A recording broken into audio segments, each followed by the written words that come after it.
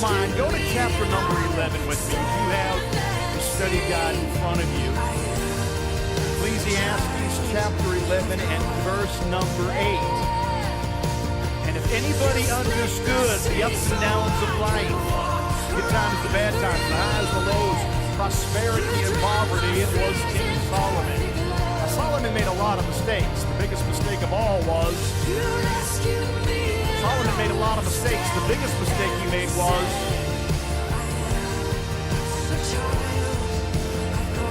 that was dangerous. Pardon? This is going to be kind of humorous, so that may help you understand the direction I'm going with this initial statement. Building altars to idols. Yeah, that's really true. Being shamed by his wife. The biggest mistake he made, Shandy is really, she's going in the right direction. She said it was all the wives leading him astray into pagan religion. No, the big mistake was he had more than one wife. One's all you can handle. He has hundreds and hundreds, not to mention his concubines. Those women aren't going to get along living under one roof. Y'all know that. Okay, I thought it was funny, but nobody else did, so I'm going to move on.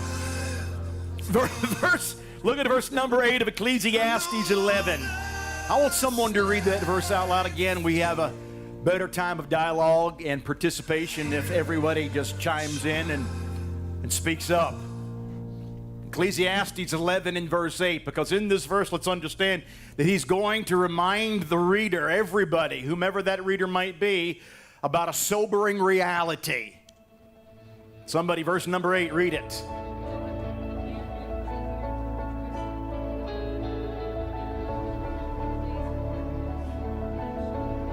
All right. All that comes out of that is vanity. What's he talking about here, ladies and gentlemen, in the first portion of the verse? He is talking here about the enjoyment of life, and then he transitions from the enjoyment of life. Enjoy them all. What is the all? The all is reference to the days of life. You've got to dissect this properly. The word all is speaking about his time on earth, and then he says, remember the days of darkness, for they will be many. The word many deals with the days of darkness. So he's drawing a distinction between the days of life, all the days of life, which are enjoyable. Of course, they are if you're as rich as Solomon is. And then he brings into play the days of darkness, which are many. So that phrase, days of darkness, does anyone want to venture a guess as to what he's talking about when he speaks about the days of darkness in comparison to the many years of light, all the years of light? The days of darkness. Don't be fooled by the word many. It's really a colloquialism. Anybody can tell me what a colloquialism is? It's an expression, a phrase that's pertinent to a particular geographic. To help you understand something. We use colloquialisms all the time. It's a common, something that's common to a certain area. Like days apart from God. About after death. There's the answer right there. And I was going to say, yes, you're right, but let's go just a little bit further. The days of darkness, ladies and gentlemen, speaks about death. All right, he's speaking about life, and then he's speaking about death. You've got good days on earth, but the days of your earthly existence are short. The days of your eternity, colloquialism, many. In other words, he's saying they are eternal. All right, are you still with me? Go in your Bibles to Ecclesiastes 3 and 11 for just a moment. Because in Ecclesiastes 3 and 11, he is going to inform his audience about the inability. I mean, everybody is inept when it comes to knowing everything following death. Now, a lot of Christians think that because they read the Bible, they know what's going to happen after death. The Bible clearly teaches us that what we know, we only know in part. We're looking through a glass darkly. Ecclesiastes 3 and 11, somebody read it for me. And I want you to hear this because I think it flies in the face of atheism. I think atheism is something that is learned. It's not something that one has in their mind intrinsically or innately. You're born with exactly the opposite in mind. You're born, there is a statement, it's an hypothesis. You're born with the knowledge of God. Is that true? Can we argue that point? It's in the scripture. Well, just let's leave 3:11 will answer that question. 3:11 is going to answer that question. All right, go ahead. He has made everything beautiful in its time. Also, he has put eternity into man's heart, yet so that he cannot find out what God has done from the beginning to the end. He has put eternity in the heart of every person. Every person has the understanding and the knowledge of, fill in the blank, of God. I was waiting for the word eternity, and I was going to say no, the knowledge of God. All right? Now, you and I, we are not, God is infinite.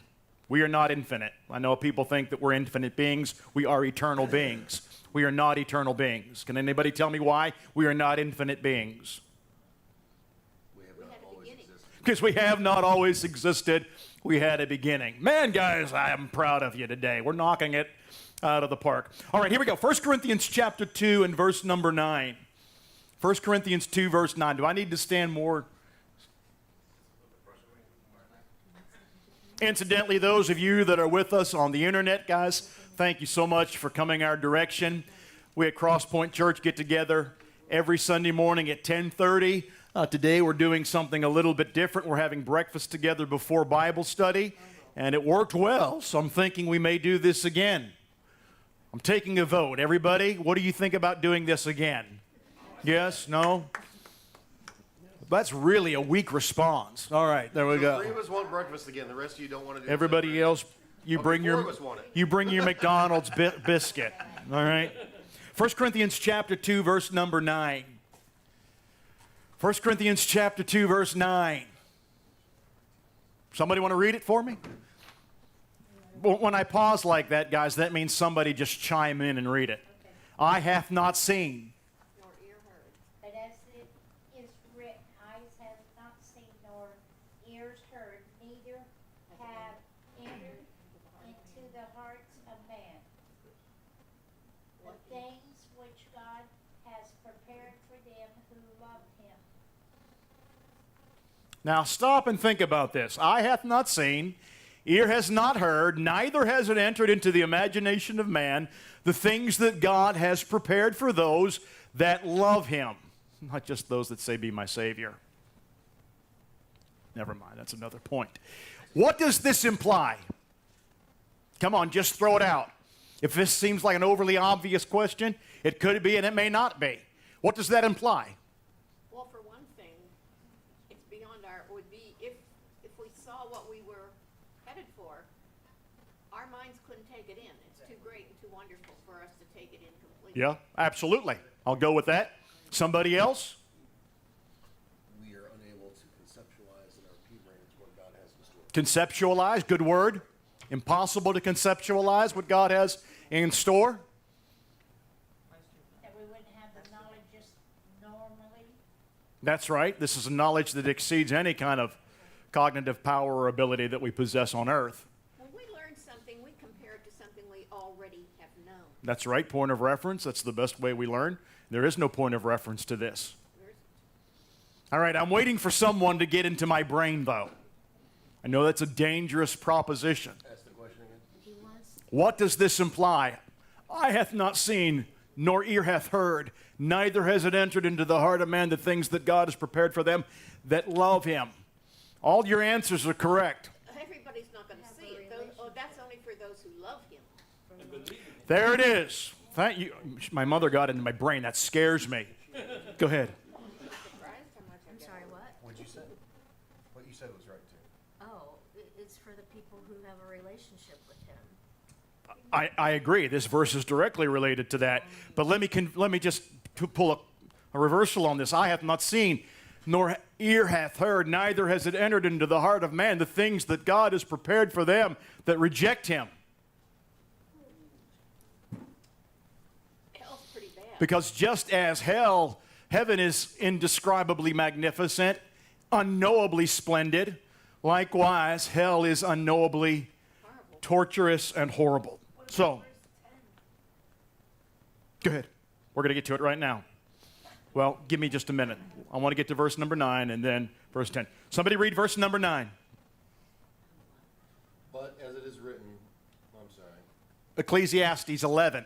not the first screen. Back to Ecclesiastes 11, verse number 9.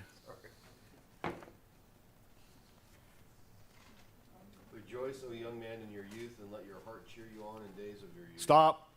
Read it again. Rejoice, O young man, in your youth, and let your heart cheer you in the days of your youth. Stop. What's he saying here?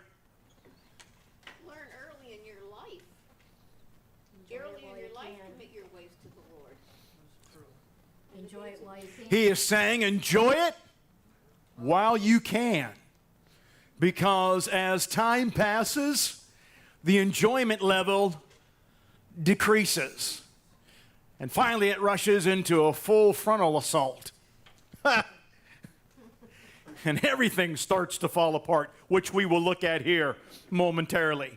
He said, enjoy living your life right now. Why? Because it is an essential part of life. Why is it so essential? It's a time of learning. The word I put down, but the same concept. It's a time of discovery. It's a time of experience. Learning, discovery, and experience are heightened by the fact that in your youth you have stamina, you have vitality, you have the vigor and the vim to do all these things. Whereas now, when I'm 50 years of age and I see myself having to go back to college, I think, how in the world did I do it in the first place? Shandy's back in college. Is it easier now than it was then? Do you know how often I kick myself for not just finishing it when I was 20? Back then. Oh my God. There you go. Case in point. So he said, enjoy your life right now. Can I interject something here? No. No. No.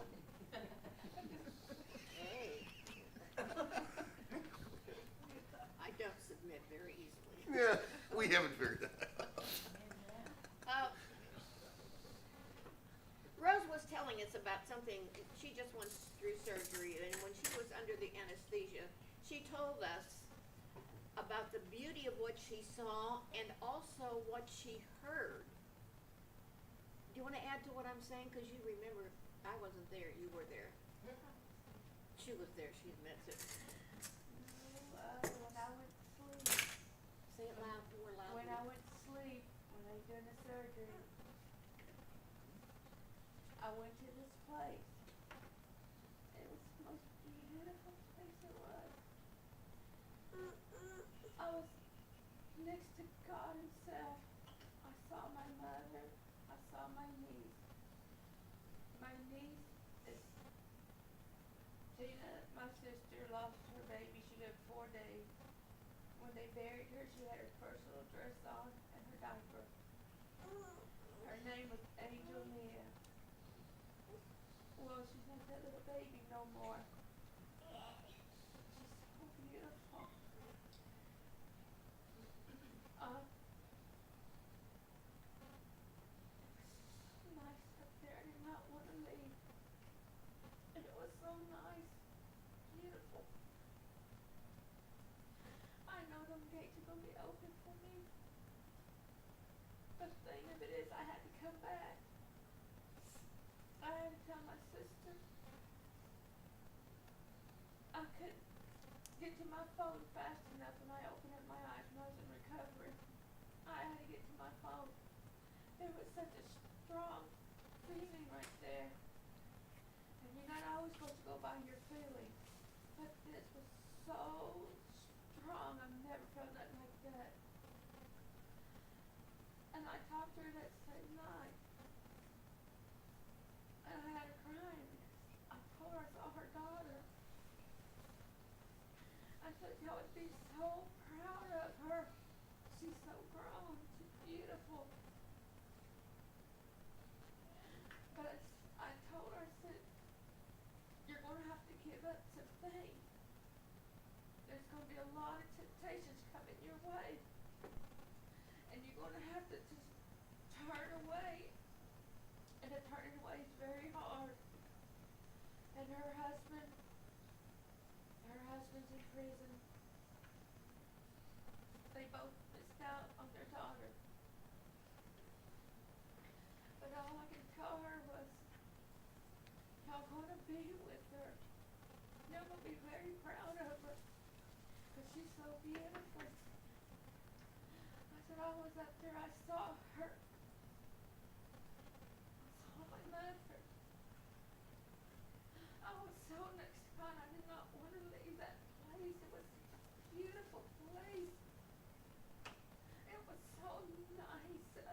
want to leave, but I had to come back. I was a messenger, and I had to talk to my sister. And I told her she's going to have to change some of her ways to see her daughter. He was so nice.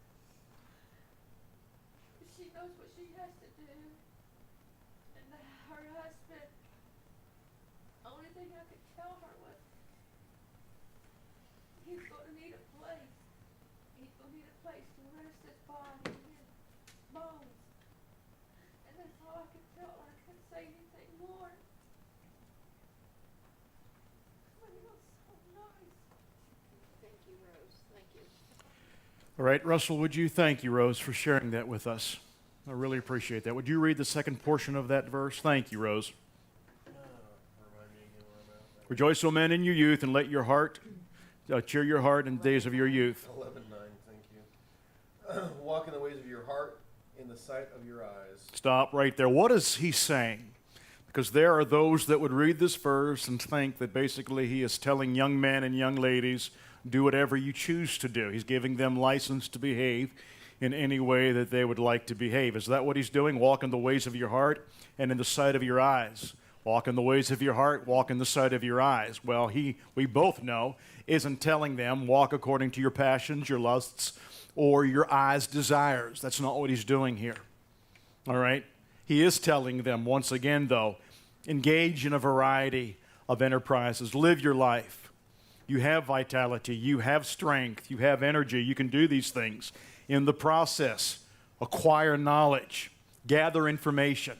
But as you do, now here's the key phrase, temper your desires. Bring all of your passions into subjection. Subjection to what? The law of God. Why do we bring, as young men, our passions into subjection to the law of God? Because when we violate the law of God, it's not that God's trying to quell our good time. It's not that God's trying to rob us from the excitement and the enjoyment of life. It's quite the converse. He's trying to spare us from the agony and the suffering and the misery that comes when we step outside the boundaries of God's moral law and God's ethical code. We all on the same page. Continue reading on. But know that for all these, God will bring you into judgment. There it is. Live your life. Enjoy life. Gabriel, live your life to the full as young man. Gather information, learn, enjoy the experiences of your youth, to walk into the boundaries of God's ethical guidelines, right? And that way you're not going to have a mess on your hands for the rest of your life. All right? He repeats the warning. So important is this principle, he repeats the warning over in chapter number 12. Somebody find chapter 12 and verse number 14 for me. Chapter 12, verse 14. And here's the one thing that all people need to remember, young and old alike. David discovered this firsthand. It says, for God will bring every deed into judgment, including every hidden thing, whether it is good or evil. Listen to that. Everything that man does will come under the scrutiny of God, whether good or bad. Now, does that mean God is going to judge the good? I'm going to really open up a can of theological worms here. Does God judge our good? And what does it mean to do good? He rewards us for our good. It says every word. Judge. Every work? This is a real theological can of worms. It really is. So what does it mean when it says we are going to be judged for our good and for our evil? Is the good a good thing or is the good a bad thing? Good thing. Most people think Depends on how you, why you do it, why you do it. the motivation of the heart. Go ahead. Including every hidden thing, so my question is good really hidden? We're told to hide some of our good works. I think that Yeah, Work- so that one hand doesn't know what the other is doing. Right, Yeah. right, right. Right.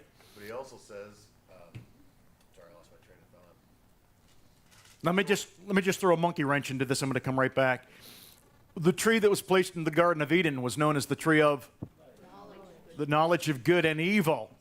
And they were told not to take of or partake of the tree of the knowledge of good and evil, right? Is it that they weren't to partake of the evil of the tree or the good of the tree or both aspects of the tree? My Bible tells me there's none righteous, no, not one. Your goodness is as Filthy rags. filthy rags. So what does he mean when he talks about goodness here, all things being judged? I think it goes once again back to motivation. What is the spirit by which, and what is the attitude with which we do these things? Do we do them unto God, or do we do them for our own benefit, our own aggrandizement, our own advancement? Comments, feedback, talk to me. I'm looking for some insight. I'm truly asking for your feedback. I can work it backwards a different direction. Go ahead. if you want. Yeah. So we read in the scripture that says, store for yourselves not treasures on earth where moths and flames destroy, but store for yourselves treasures in heaven where neither moth nor flame will destroy. So Right. we take that, which Christ himself said, and we go, well, what does that mean? And it does say to do good works unto Right. others, to help those who are in need of help, to be in sainthood. But don't do them with an ungrateful heart. Do them as an outpouring of Christ in your heart. So it all boils back down to that relationship Yeah. with God. You do the good works because you have God within you. You don't do the good works to get Absolutely. God. Absolutely. Because God is within you and you allow that filling of your heart to be an overflow, then you do the That's good it. things. And when you do those good things that you're called to do by the nature of the relationship you have with God, then those works are stored up like treasure in heaven for you. The good that we do should be the fruit of the righteousness that we have in Christ. Go Amen. ahead. And that's where the evaluation comes in. Was the good work that you did truly a work of good, or were you trying to earn my favor? That's my not so humble opinion. Yeah. And the problem with good works is so oftentimes it deceives the person that does the good. How many times, I mean, you look at people that, well, you've talked to them, I've talked to them. Why are you going to heaven? Well, I'm going to heaven because I'm a good person. What's that mean? Well, I don't cheat on my wife. I pay my taxes. I put my kids through college. Therefore, I'm going to heaven. Do you know how many people believe that, have that attitude? Do you know how many people in the evangelical American church believe that? Even evil people do that for their children. It is a staggering number that are in the church that believe that, and they're doing nothing different than what evil people. That's right, exactly. Sorry. All right, verse 10 of chapter 11. I got to move beyond this. I'm sorry it's taken me so long. I had no idea. I should just. Come on, guys. Oh, hey, do you have the slides that I gave you on PowerPoint? I think I've got some notes on those slides. Verse number 10, chapter 11. So then, remove sorrow from your heart. Now notice the two key words, sorrow from your heart.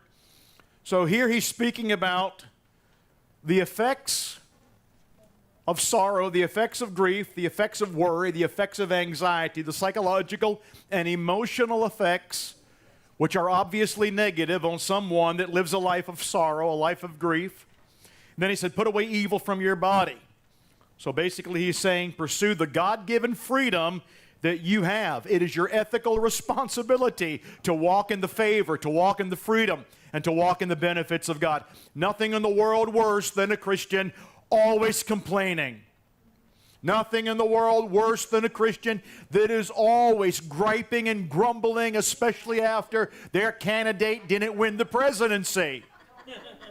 Don't mention anything about it. Okay? Newsflash. You've got church folks all across the country that don't agree with you politically. You don't fight with them, you love them. Romans 13. Yeah, well, you understand that, the whole principle of Romans 13. And it's not a matter of maintaining a godly attitude when things go your way. You are to maintain. That doesn't take anything. That requires nothing.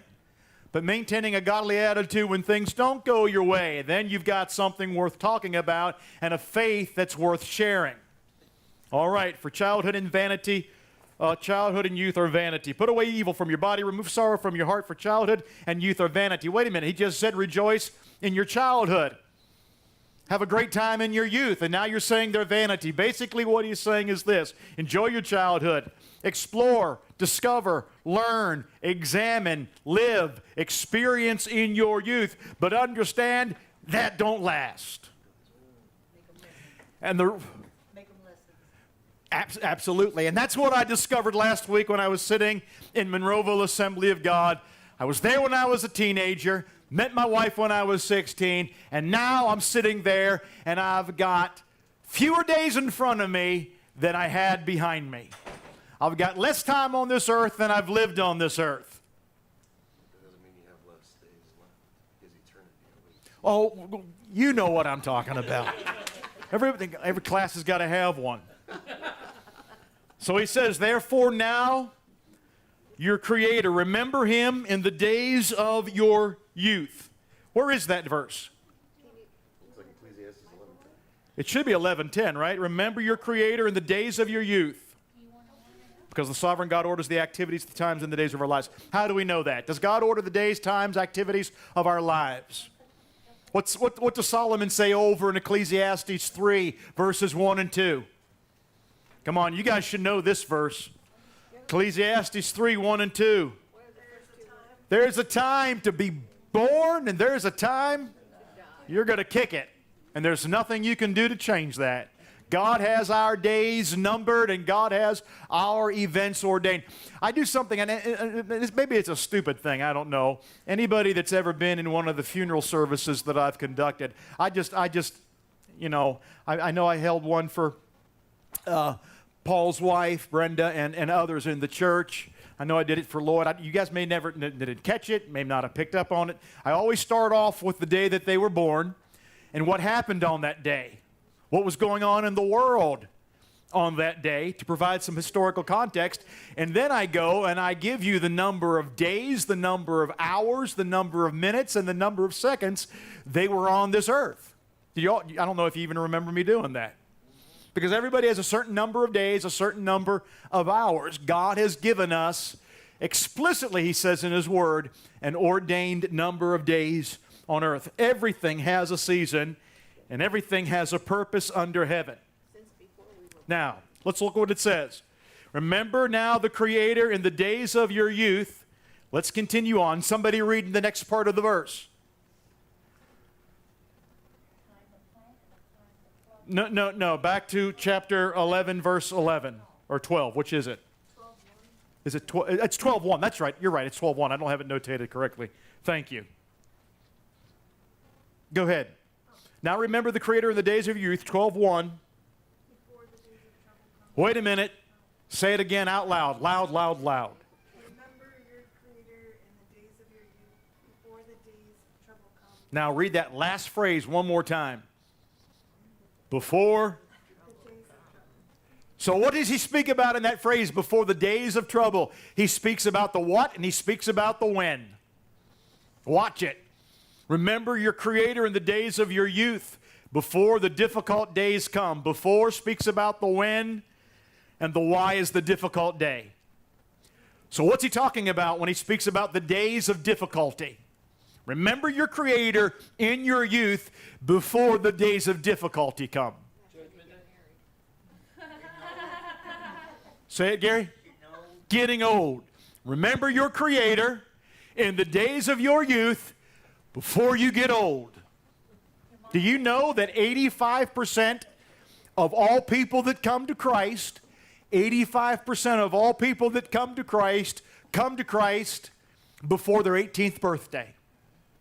Remember your Creator in the days of your youth, because things are about to get bad. You can have a heart attack at 42. You can come down with diabetes. You can come down with all kinds of diseases and all kinds of ongoing, chronic, physical problems. And there's not a thing you can do to stop it. So he said, before the difficult days come and the years draw near, when you say, now watch this, can anybody in this room relate to this next statement? I have no pleasure in life anymore. Life is too hard. It's not worth living. I've met a lot of people that say, you know what? It just requires too much effort, too much toil, too much strain. Life ain't worth living anymore. You feel like it sometimes. Now, let me introduce an altogether left field comment. Really, it's not. It's a matter of ethics. It's a matter of government policy. What about people that, you remember, here's a name, Dr. Jack Kevorkian. Oh, he's the guy that helped people commit suicide. Medically assisted suicide. Medically assisted. No, just a moment here. Now, I'm not trying to unload a can of political worms here, or even ethical worms. But I've seen people that, man, they have, forget about having quality of life. Their life is nothing but hurt and pain and struggle and suffering. No, I'm not advocating physician-assisted suicide. Don't misunderstand me. But at the same time, I don't want to be so hard and so calloused towards somebody's plight that I make and pronounce judgments on something and someone that I can't relate to. You know, there have been people that have, man, have you been there when somebody is in the final stages of cancer? Have you been to the hospital when somebody's in the final stages of AIDS? I've been there. I took this pastorate 15 years ago. I wasn't pastoring 2 months. And they called me and they said, you know, Joe Smith is in the hospital and he's dying of AIDS and he's requested that you come and see him. Well, I never did anything like that before. I went to the hospital, and again, this is a great time to share this, especially after you just had breakfast. He's got blood draining out of every orifice. He's got blood draining out of the eyes, blood draining out of the nose, blood draining out of the ears. I'm not exaggerating here. I'm not exaggerating. I'd say Earlene's not. His pallor was very similar to the color of Shandy's dress. He looked more like Lou Ferrigno, the Incredible Hulk, than he looked like a human being, dying of AIDS. And what's he saying? He's saying, remember the creator of your youth. Walk enjoy life, experience life, have a good time, learn in life. Don't do stupid things in your youth, because when you do stupid things in your youth, you can end up dying with things that you shouldn't be dying with. Therefore, follow within the parameters of God's moral boundary line. Enjoy life, but remember the creator of your youth, because it's inevitable. Everybody's going to get old, and everybody's going to die. So what does he do? He begins using poetry. And he's really introducing a paradoxical statement here. He's using poetry. It's interesting. He talks about the beauty of growing old, and he also talks about the suffering that is found in growing old. So what he's doing here is he's basically incorporating an analogy. All right? And that's exactly what Solomon's doing here. You say, what's an analogy? Can anybody give me an analogy? What do I mean when I say an analogy? I'm sorry I'm going so long here. I should be done. So like a comparison? It's a comparison. That doesn't use that really, that's true. Like or as. That would be a simile. So it's not a metaphor? It's not a metaphor. It's an analogy. An analogy, I think an analogy, can it not include similes and metaphors? I think they can include similes and metaphors. We're gonna have to look that one up. Here's the best I can think of. From Forrest Gump gave you the best analogy. Forrest Gump gave you the best analogy of all. Yeah, simile. Forrest Gump gave us the best simile of all. Life is like a box of chocolates. All right, you'll never know what you're going to get. So that's what Solomon's doing here. He is saying, this is what old age is. Are you ready? Go to chapter number 12, verse 2. He compares getting old to clouds of rain returning back to the sky after they've yielded their rain. All right? He compares getting old to the sun and the moon and the stars, and as their light begins to dim. I mean, this is kind of sad what he says here. But it's the fate of everybody. You say, why are you bearing down on that? Because it's my fate, it's your fate, and we should all be prepared for that fate. Here's what I put on the last page of my notes. Are you ready for this? It's really profound. I mean, it's deep. Why do so many people prefer to ignore the reality of aging rather than to face up to its sobering prospects? Why do I say that? I had a 94-year-old grandfather. I golfed with him on a Monday morning. It wasn't months later that he was dead. And he refused to accept or believe anything about God saving him. He believed that he was too great a sinner for Jesus to save him. Verse 3 and 4. Somebody read verse 3. It's the analogy here about aging. Somebody read 3. The days when the keepers of the house shall tremble. Stop. The keepers of the house. His hands begin to tremble and his feet lose their balance. Those are the keepers of the house. This is an analogous statement. The keepers of the house, the hands tremble and the feet lose their balance. Go ahead. And the strong men shall house themselves. Keep going. And the garners, Grinders? Cause because they are few. Stop. Can anybody tell me what the grinders are? That's what you, yes. Not metaphorically. Can anybody tell me who the grinders are metaphorically? But you're right, because it really has a dual meaning here. They would be the workers. But when it comes to the comparing it to the human body, again, this is an analogous statement, therefore he's comparing everything to the human body, the faculties of the human body. Losing your teeth? Somebody say it? Losing your teeth? That's what he says here. He's talking about your teeth. You start losing your teeth. And keep it in context. All right? We're talking about 2,700 years ago. All right? When they didn't have fluoride, when they didn't have all the dental treatments and care. And specifically, he's talking about your molars. That's exactly what he's talking about. You got 12 molars, 3 sets on each in each level. They're the back 3 teeth, and they end with your wisdom teeth. He said, man, you start losing your teeth. You can't even eat your food. Your hands tremble. Your feet lose their balance. You can't even eat food. Your teeth are falling out. Go ahead. And those that look out of the windows are darkened. What's that mean? Come on, it's so easy. You start going, you're losing your eyesight. Man, this is a morbid picture. That's what he's saying, man. I mean, this is a morbid picture he's painting out there. Go ahead. Paul? Okay. The next verse. Is it 4? 4? Somebody? If you don't get this out here, I'm just going to keep you till 1 o'clock. No, get it out. Somebody get it out. When the doors to the street are closed Keep reading. and the sound of grinding fades, when men rise up at the sound of birds. Stop right there. What's he talking about? Can't sleep anymore. Correct. And one more step. That's right. He's talking about the inability to sleep. And also the doors of the street are closed. 1 in 3 Americans 65 years of age and older suffer from this. It is the third it's the third yes and no. 1 in 3 Americans over 65 suffer from this. It is the third leading medical condition of all people 65 years of age and older. They can't hear. They can't hear. And I took the bait.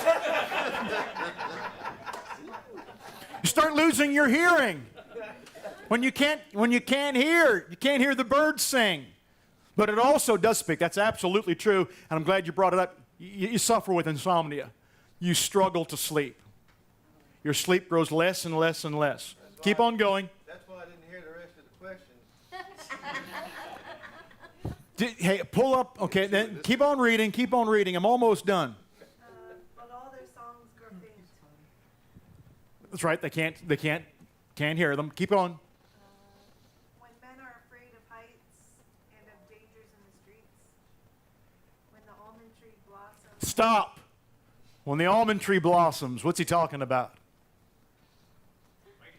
Pull up a picture of the almond tree. I gave you a picture of the almond tree, did I not? Did I forget to do that?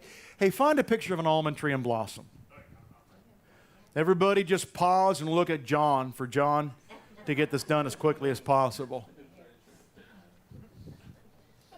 Can anybody tell me why Russell's hair turned white? You lost the pigment, old age. He lost the pigmentation, which is the melanin. It's melanin, right? It's the melanin. He lost his melanin. He lost the pigmentation in his hair. Now, he can blame everybody and everything about that loss of pigment. But it's a medical fact. It's got nothing to do with that. So next time say, you know what? You got a pigment problem. You're like an almond tree. You've lost your pigment. And you can't, once those cells die, they'll never grow back. Or the pigment will never grow back. Lost my pigment. There's a blossom. There's the blossom of an almond tree. It's white. It's beautiful white.